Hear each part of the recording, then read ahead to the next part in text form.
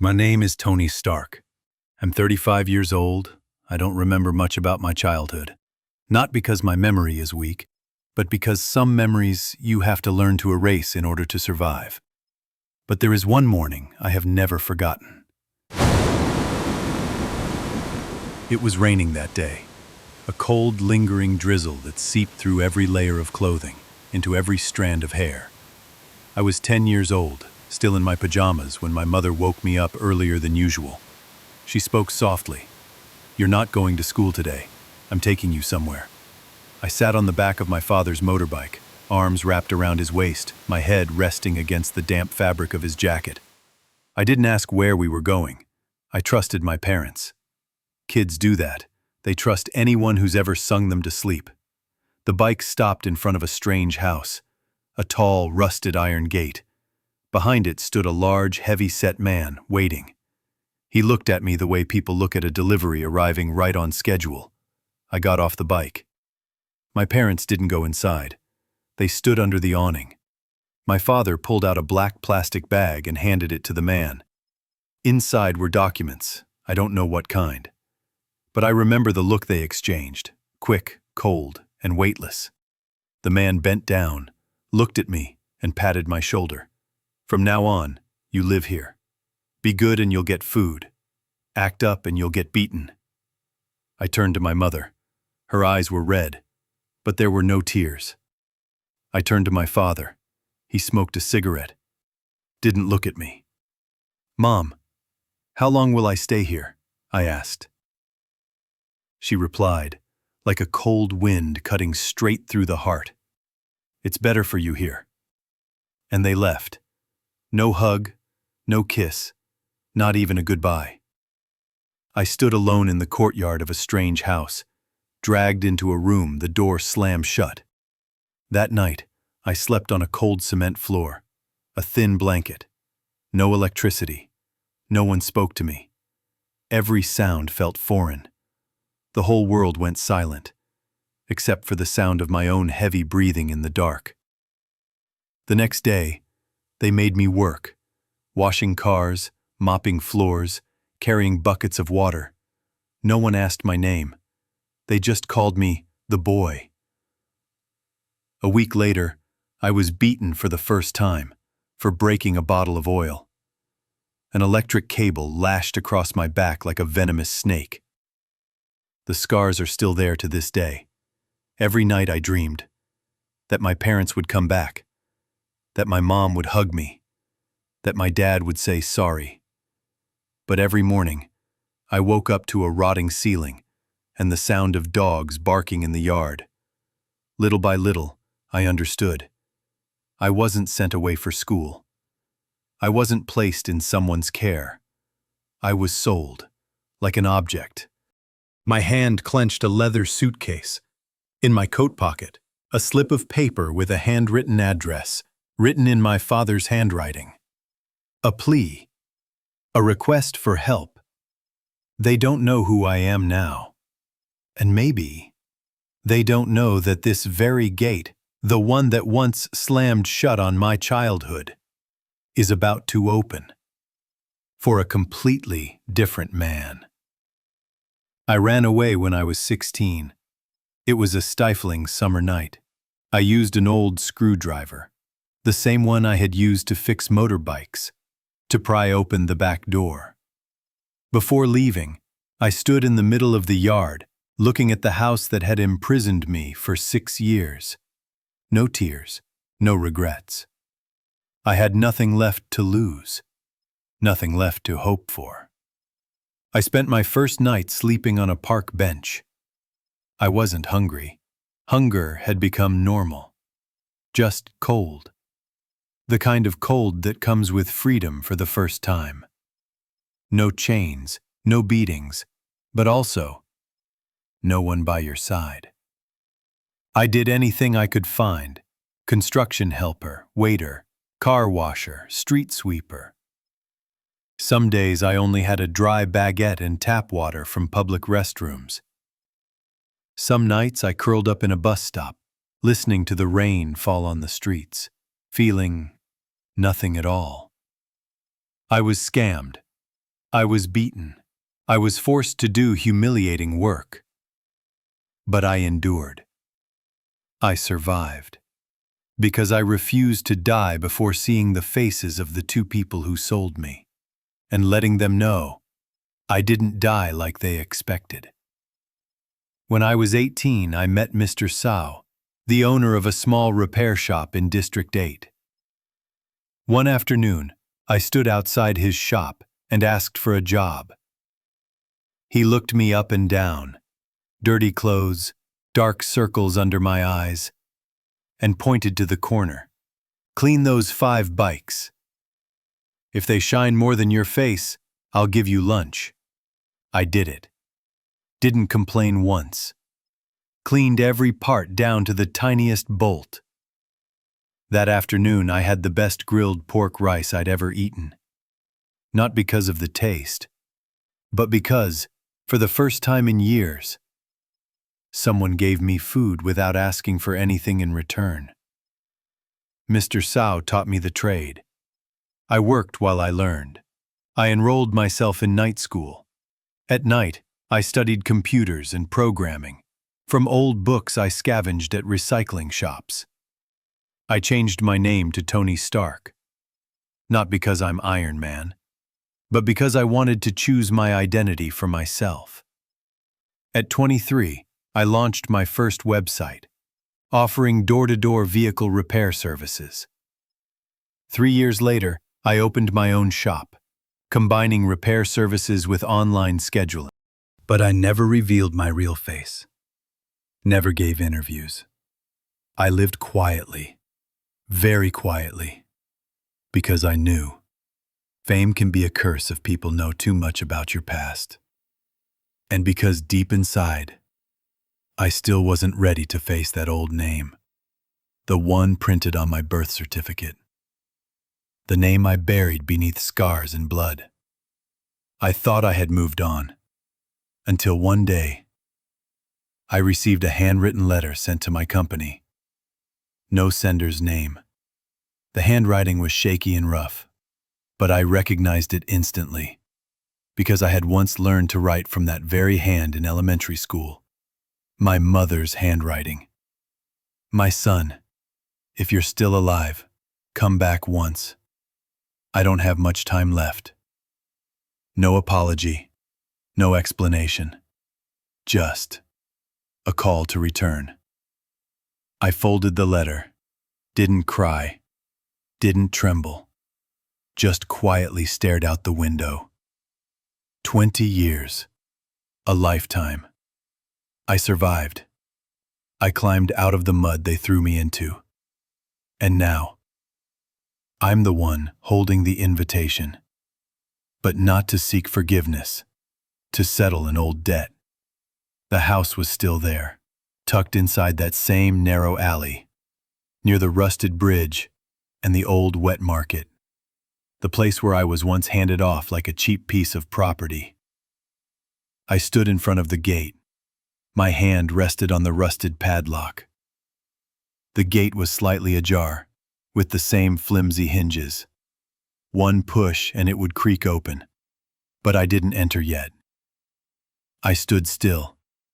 A breeze passed, carrying the heavy scent of time, mildew, moss, and something strangely familiar. The old smell of a place I once had no choice but to call home. In the yard, a frail old man was crouched over a charcoal stove. His hair was silver, his back hunched, one hand fanning the coals with a torn paper fan, the other holding a pot of boiling water. He didn't recognize me. He couldn't have. 20 years is enough to turn a 10-year-old boy into a man unrecognizable from the past. I stepped in, deliberately, no knocking. "Hello, sir," I said, my voice low, hoarse, and steady. He looked up. Our eyes met, and suddenly, he froze. His mouth opened slightly, lips trembling, eyes wide as if he had just seen a ghost from the past. "You're... No," It can't be. I nodded. Just once. But it was enough to make his entire body stiffen like stone. Your son is here. The boy you sold. For 30 million. He collapsed into the plastic chair behind him. His eyes I didn't come for a hug. I came because of your letter.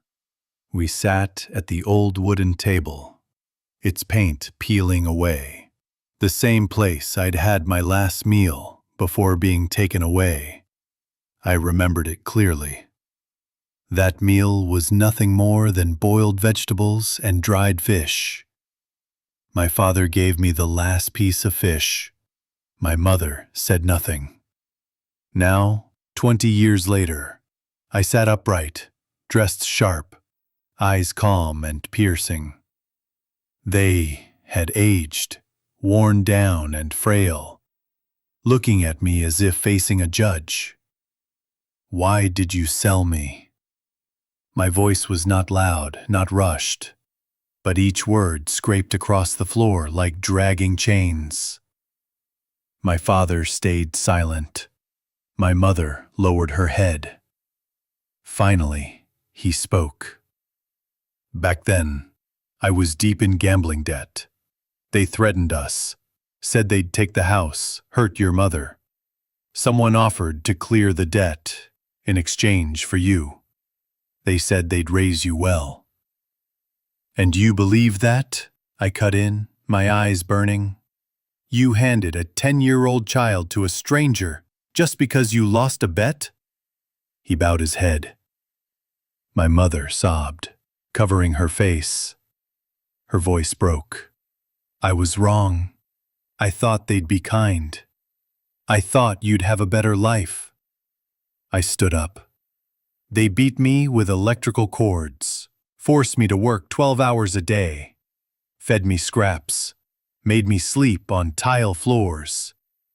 Every single day was a battle to survive. I walked out the door. I didn't come here for an apology. I came to remind you both. I'm still alive, and I'm not the thing you once sold. No one followed me. No one called out. Only the sound of my mother crying, the wind howling through the broken hallway, and the dry knock of a door inside my heart, the door that had been slammed shut by the very people who gave me life. I didn't leave right away. I stood at the gate asking myself, if I walk away now, how am I any different from that day? The day they left me behind, turned their backs, and never once looked back. No. I didn't come here just to watch them suffer. I came to close a chapter. And no chapter is truly closed unless I know the full truth. I turned back. My father sat motionless in his chair, eyes sunken, his face like a weathered cliff carved by decades of wind. My mother sobbed in short bursts, her hands trembling, dark circles under her eyes. Sit down, I said. This time, I ask, you answer. My father closed his eyes, and he told the story. Back then, he was a soldier posted near the border. During a brutal battle, he was seriously wounded. One comrade, named Thun, carried him on his back for 7 kilometers through the forest to reach a medical station. That act saved his life. After the war ended, Mr. Thun asked my adoptive parents to take care of his son, me. At the time, my adoptive mother had just miscarried and could no longer have children. So they took me in, without telling anyone. No official documents, no records. At first I thought we'd raise you like our own, my father said. And when he returned, we'd give you back. But did he ever come back? I interrupted, eyes burning. My father looked at me. His gaze held, then gently lowered. He shook his head. He died. An accident. On his way back to visit his wife and son. I didn't speak for 30 seconds. Then I laughed. A hollow, broken laugh. As if, all these years, I had tried so hard to live a good life. To repay a debt to people who had never owed me anything. So, what happened after that? My father looked at my mother. She spoke in a faint whisper. The debt came fast. They threatened to seize the house. And I thought you weren't truly our child, but a burden. If we handed you over, we'd erase the debt and be free of the weight. A confession. Cold. Bare. No tears. No kneeling.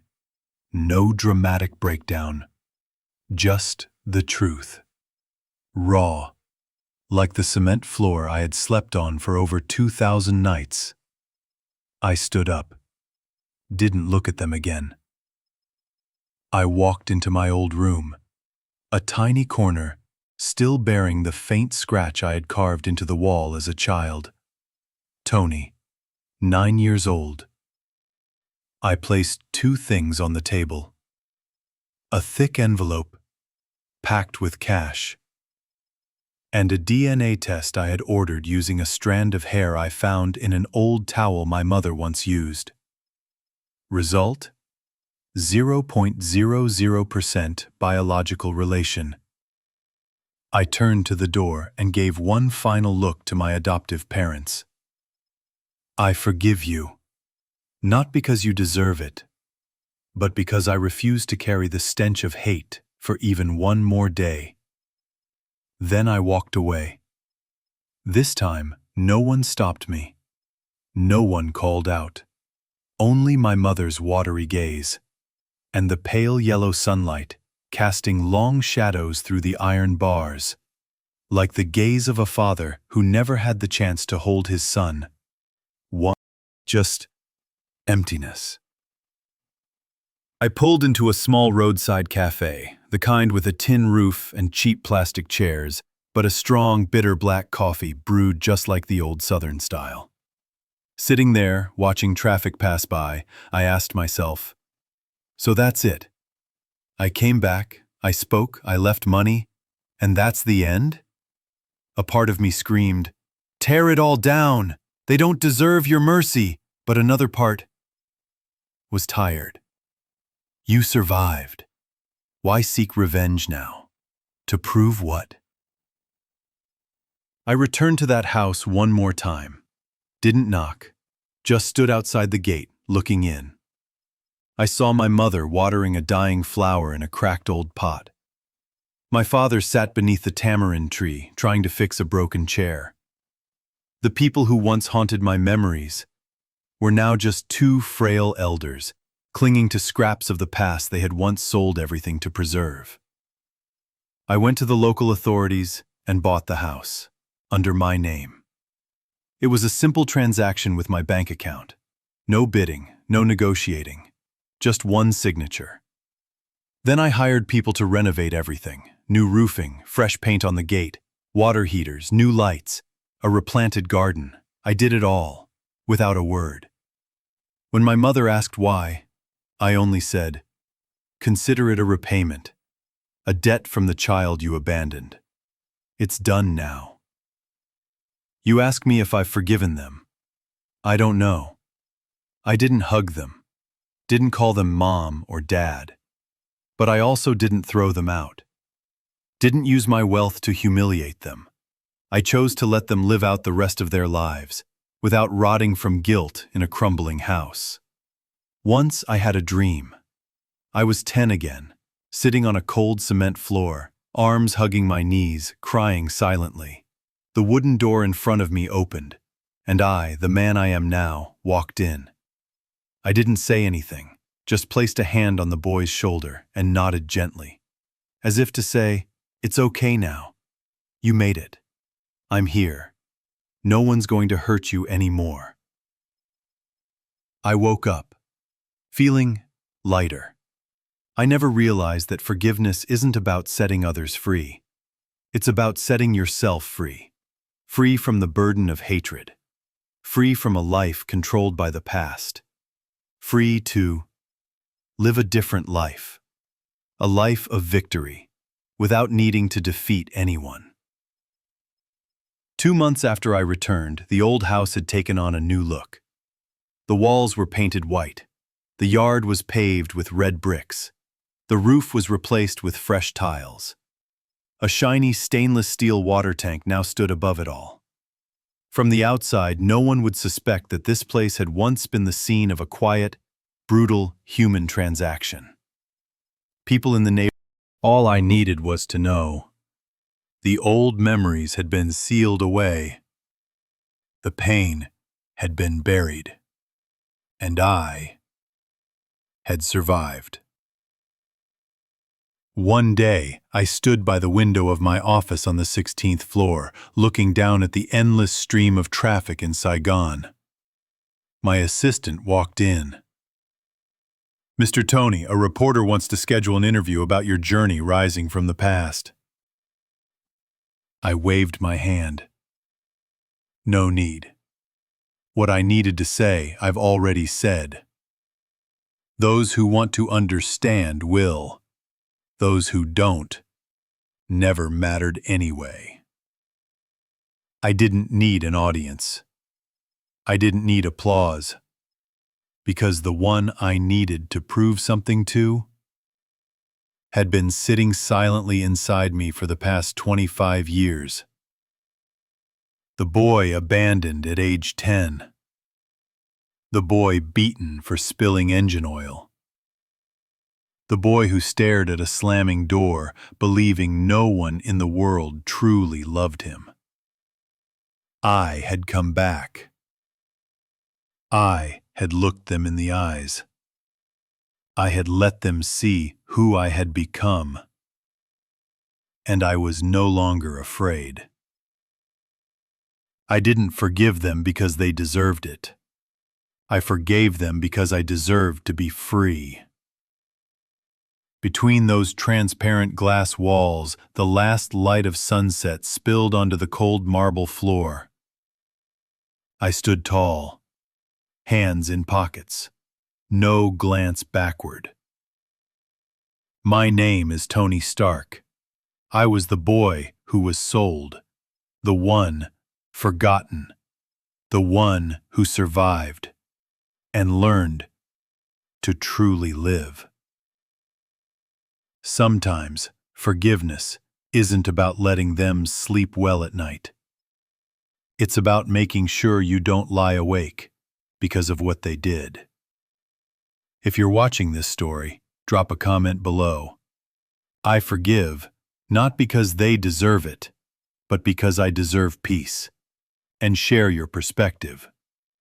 Would you forgive, or would you walk away forever?